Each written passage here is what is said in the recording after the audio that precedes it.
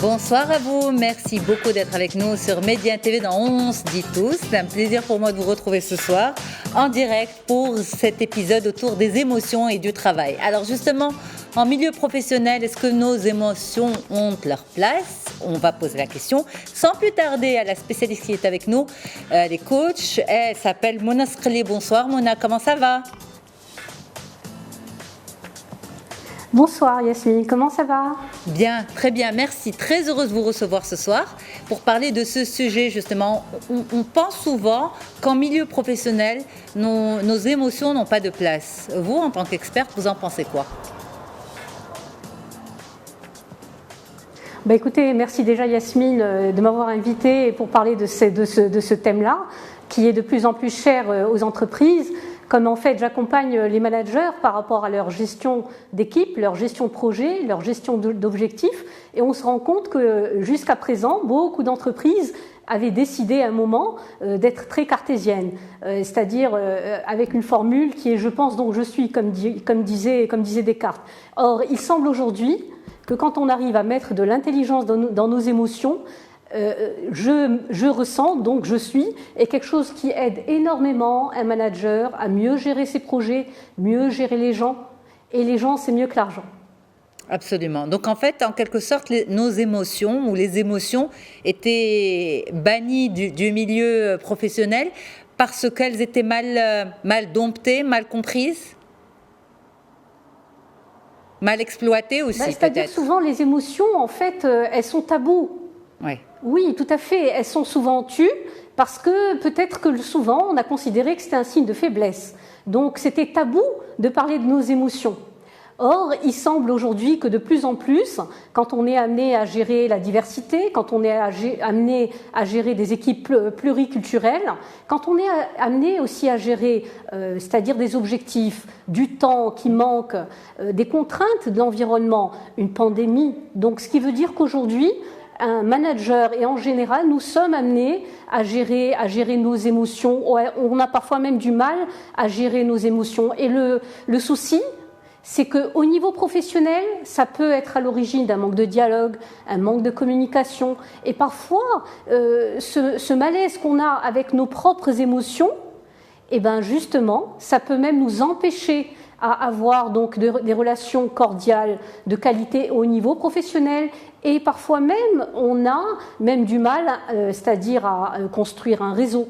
On a du mal aussi à demander à une équipe de faire des choses. Vous voyez? Et tout cela, qu'est-ce que ça cache? Ça cache que parfois il y a des personnes qui ont justement une sorte de constipation émotionnelle, et donc ça ne facilite pas le travail, ça ne facilite pas la gestion du stress. C'est pour cela qu'aujourd'hui, on parle de plus en plus d'intelligence émotionnelle, et c'est pour ça que de plus en plus d'entreprises de pointe font appel justement à Coach to Win pour la prise en charge justement d'ateliers axés sur l'intelligence émotionnelle.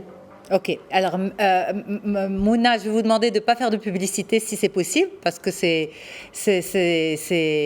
en fait contre le principe de l'émission. On n'est pas là pour ça, on est là pour parler de ces thématiques pour le grand public. Vous avez parlé d'intelligence émotionnelle, ça c'est très important. On parle aussi d'empathie aujourd'hui au sein de l'entreprise, ça aussi c'est extrêmement important.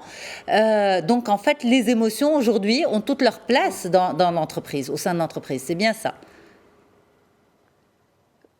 Oui, tout à fait. Elles ont de plus en plus de place, justement, parce que si vous parlez d'empathie, l'empathie, c'est-à-dire implicitement, implique que nous arrivions à faire preuve d'intelligence émotionnelle.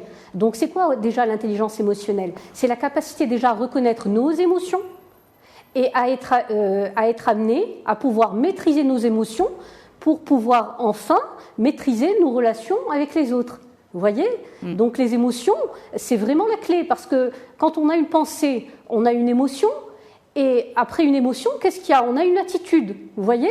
Et ce sont nos attitudes qui parlent de nous, et nous sommes aussi décryptés à travers nos attitudes, autant que nous-mêmes, nous décryptons les autres à travers les attitudes.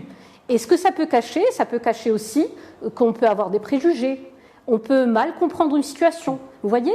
Donc c'est pour ça que c'est vraiment essentiel d'arriver déjà à travailler sur soi, à identifier quelles sont nos émotions.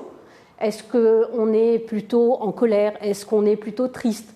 Est-ce qu'on est plutôt... c'est-à-dire on est surpris? Vous voyez? Et c'est important déjà de reconnaître quelles sont les émotions qu'on a. Pourquoi? Parce que ce travail sur soi nous permet aussi de nourrir des besoins qui se cachent derrière ces émotions. Ça veut dire quoi? Ça veut dire que par exemple quelqu'un qui éprouve la peur, c'est quelqu'un qui a un besoin de sécurité. Si déjà nous-mêmes, par rapport à nous-mêmes, nous arrivons à reconnaître la peur qu'on a devant une situation, devant un événement, parfois même devant une prise de poste, il y a des personnes qui ont du mal à accepter parfois une promotion et qui le prennent mal. Pourquoi? Parce qu'ils ont cette peur qu'ils n'arrivent pas à dépasser. Vous voyez? Absolument. Alors que quand on arrive à travailler justement sur nos propres émotions, vous voyez, à reconnaître qu'il y a un besoin de sécurité, ça nous permet aussi, chez l'autre, chez nos collaborateurs, nos collègues, ça nous permet aussi, derrière une attitude qui détermine la peur, de pouvoir déjà reconnaître quelle est cette attitude et de pouvoir justement nourrir ce besoin de sécurité qu'a ce collègue. Vous voyez? Absolument. En fait, vous avez en parlant utilisé... que de la peur, mais bien entendu, sûr. quand on parle... Vous avez utilisé tout à l'heure une expression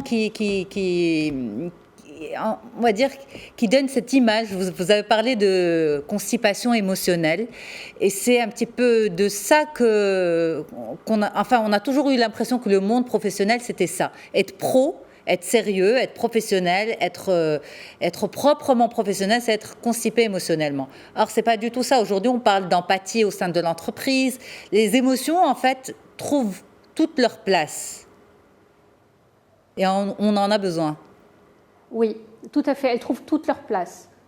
Oui, absolument. Pourquoi elles trouvent toute leur place? Parce qu'en fait, qu'est-ce qu'il y a eu? Il y a eu en fait des dégâts au niveau de l'entreprise. Il y a eu des manques de performance. Il y a eu un manque de bien-être dans certaines entreprises. Et surtout, il y a eu aussi des conflits au sein de l'entreprise. Et c'est pour ça qu'à partir des années 80 et même avant, il y a en fait Damioso qui a découvert donc le premier qui a parlé d'intelligence émotionnelle, parce que il a fait une étude qui a démontré que quand on arrive en fait pour des personnes qui n'ont pas cette connexion émotionnelle en même temps que la prise de décision, en fait il y a eu beaucoup de dégâts.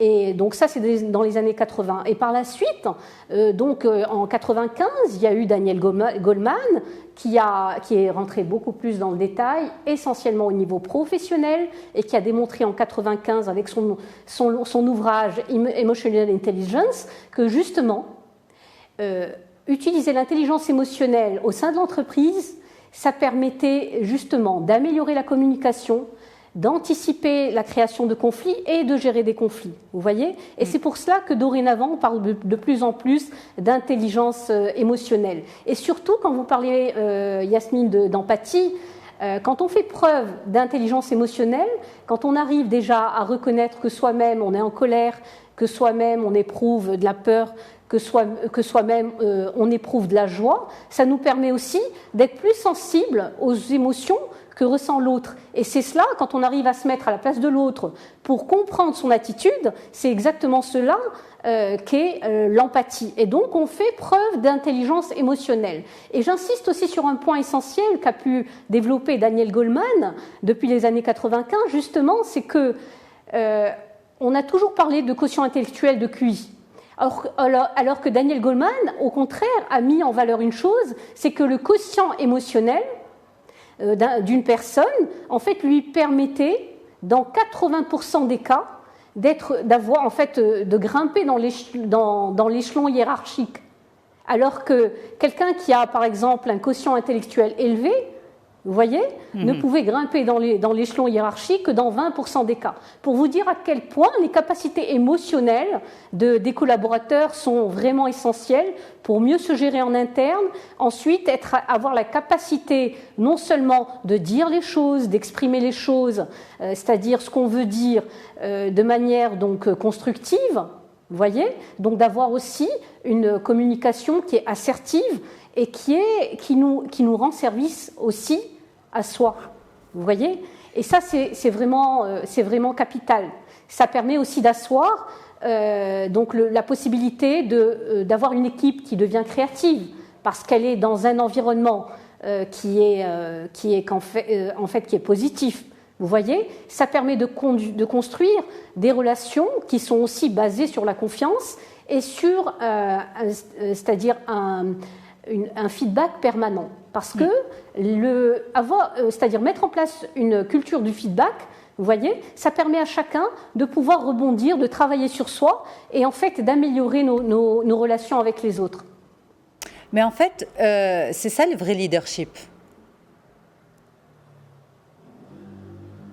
Tout à fait. D'ailleurs, le leader, voilà, autant un manager va dire go, autant un leader va dire let's go. Ça veut dire qu'il va vraiment instaurer ce climat de confiance avec son équipe, parce que vous savez, un manager, il a un statut, bien entendu, qui lui confère son rôle de boss au niveau de l'entreprise. Mais le leader a un statut de leader que lui-même ne se colle pas. En général, ce sont des personnes qui sont humbles, mais ce sont des personnes qui sont reconnues par l'entité en tant que leader. Pourquoi ? Parce que ces qualités de leader se basent d'abord sur le respect de l'autre, sur l'humilité, sur la confiance. Vous voyez ? Et ça, on ne peut la mettre en place que parce qu'on arrive déjà à gérer nos émotions en interne. Imaginez, c'est-à-dire un manager qui a du mal à gérer sa propre colère, qui va venir, parce que peut-être il a un souci chez lui, il va venir au sein de l'entreprise et il va commencer à ne pas pouvoir gérer son stress, à être effaré devant un objectif qui est vraiment, vraiment important. Comment lui-même va pouvoir avoir de l'influence au niveau de son équipe, comment il va pouvoir instaurer une capacité pour son équipe de pouvoir réaliser ce qu'il lui demande. Donc voilà, la gestion des émotions est vraiment la clé pour qu'on puisse vraiment avoir des ententes cordiales et surtout efficaces au niveau de la performance. Alors, en matière de gestion des émotions, et de toutes les manières, vous l'avez dit tout à l'heure, vous avez insisté sur ce point, Mona Sreli, vous avez dit l'empathie est très importante, l'intelligence émotionnelle aussi, mais certains managers ont peur de la notion de familiarité qui pourrait venir avec la notion d'exprimer ses émotions, son ressenti. Oui, bien entendu. C'est-à-dire qu'un manager qui va arriver à gérer ses émotions, je parle de colère, d'accord, ou ses émotions, par exemple, de tristesse, ça veut dire qu'il va apprendre déjà que, par exemple, s'il y a des phases de tristesse, il y a également peut-être un au revoir à faire par rapport à une situation, par rapport à une personne. Et du moment que le travail n'est pas fait, il y a quand même ces émotions qui vont venir dans sa communication, venir polluer le message qu'il va passer à un collaborateur, à son propre manager, à lui. Vous voyez ? Donc c'est important ce travail en interne.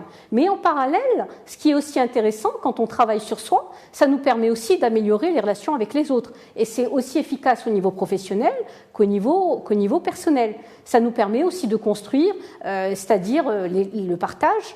Ça nous permet aussi d'oser utiliser la joie pour mettre en place un projet, pour croire à son projet.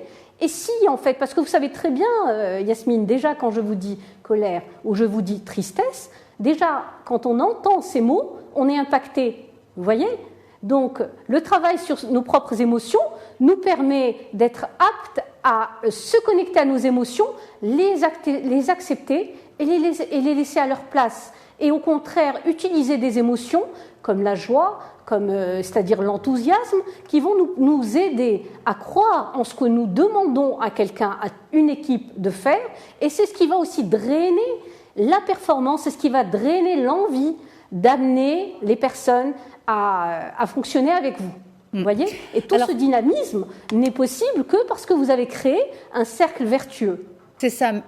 Mais en même temps, en tant que manager ou en tant que leader, on le nomme comme on veut, cette personne a aussi le devoir de leader un groupe, ses collaborateurs. Et ces collaborateurs, c'est aussi des individus, des êtres humains avec des émotions, avec un vécu, avec une histoire personnelle, etc. Et donc parfois, ça peut, qu'on le veuille ou non, impacter sur l'état d'esprit.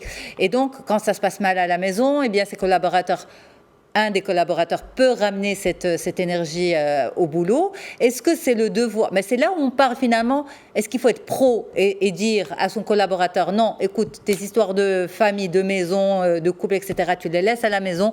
Quand tu viens ici, je veux que tu sois opérationnel et pro. Ou bien, cette intelligence émotionnelle et cette évolution de l'entreprise et de la place des émotions au sein de l'entreprise fait en sorte qu'aujourd'hui, on ne peut pas ne pas prendre en considération le vécu du salarié aussi. Bien entendu, Yasmine, vous l'avez si bien dit, qu'il est forcément difficile de faire mieux. Mais en quelques mots, un ordinateur peut analyser des données. Il peut vous sortir une analyse très très bien faite. Un manager, en tant qu'être humain, a la responsabilité de manager, gérer, motiver. Et pour gérer et motiver les hommes, d'accord, optimiser les talents, il n'y a qu'un être humain qui arrive à le faire en utilisant justement ses capacités managériales, mais aussi ses capacités de leader qui vont lui permettre d'optimiser des compétences. Pourquoi ? Par le partage, en donnant envie à l'autre et surtout avoir la capacité avec son savoir-être et son savoir-faire d'arriver à un résultat commun. Bien entendu, quand vous avez un collaborateur, un collègue qui est mal, qui vient, c'est-à-dire un patient ou un parent autour de lui est atteint de Covid, forcément, ça nous impacte en tant qu'être humain. Vous voyez ? On va venir demander de ces nouvelles, mais ça ne veut pas dire qu'on va venir laisser à l'autre, c'est-à-dire le champ libre, et que finalement il n'y a plus de relations de travail qui sont possibles. Par contre, on peut être efficace, on peut être performant, on peut être un excellent manager, un excellent leader, mais il n'empêche que avoir des relations cordiales, je pense que c'est être humain. Et je pense que beaucoup de responsables des ressources humaines font le maximum aujourd'hui pour remettre c'est-à-dire la composante, l'humanité, au centre de l'entreprise, parce que c'est la clé de l'efficacité. On a bien pu le voir aussi, de la performance, absolument, efficacité, performance et résultats. Et on l'a très bien vu aussi avec cette pandémie. Les émotions étaient là, les émotions sont là au sein des entreprises. Les émotions étaient très très fortes en mars déjà avec l'arrivée de l'épidémie et tout ce qui en a suivi. Les gens se sont serrés les coudes et en entreprise aussi, les émotions étaient présentes et elles le sont. Oui. Est-ce que cette pandémie est venue aussi changer et accélérer un peu plus et imposer encore plus nos émotions en milieu professionnel ? Bien entendu, de toutes les façons, on a bien remarqué déjà avec le télétravail, il y a eu en fait des phases d'isolement de la part des collaborateurs et il y en a certains qui l'ont vraiment mal vécu. Mais en parallèle, ce qu'il y a eu, on a remarqué avec la pandémie qu'au contraire, il y a une solidarité qui s'est mise en place et au contraire, les collègues ont commencé à s'appeler les uns des autres, pas pour parler travail seulement, mais pour demander est-ce que le parent va mieux, est-ce que l'enfant va mieux, est-ce que le conjoint va mieux. Et donc, ça a créé une solidarité, ne serait-ce qu'en échangeant, en demandant les nouvelles des uns des autres et aussi en mettant en place justement des paniers pour assurer aussi une solidarité pour des personnes qui ont perdu leur emploi. Et donc ça s'est vu. Et c'est justement ces capacités humaines de personnes qui travaillent dans la même entreprise, unies par ce lien qui ne se voit pas, mais qui se sent, parce que nous sommes avant tout des êtres humains et c'est toute la différence. Merci infiniment, Mona Sqali, d'avoir été avec nous en direct de Rabat pour ce rendez-vous d'aujourd'hui, de ce avec soir. Merci infiniment, Lalla. Très, très bonne soirée à vous. Voilà, comme quoi les émotions au boulot, eh bien, qu'on le veuille ou non, eh bien, se sont imposées à nous malgré tout avec cette pandémie. Merci à vous pour votre fidélité. Un grand merci en régie à toute l'équipe. Et puis ce soir, rediffusion à 22h30 de ce rendez-vous, à n'importe quel moment sur mediantv.com. Et n'oubliez pas, bien sûr, le rendez-vous spécial avec le professeur Monsef Slaoui à 20h15 sur Median TV.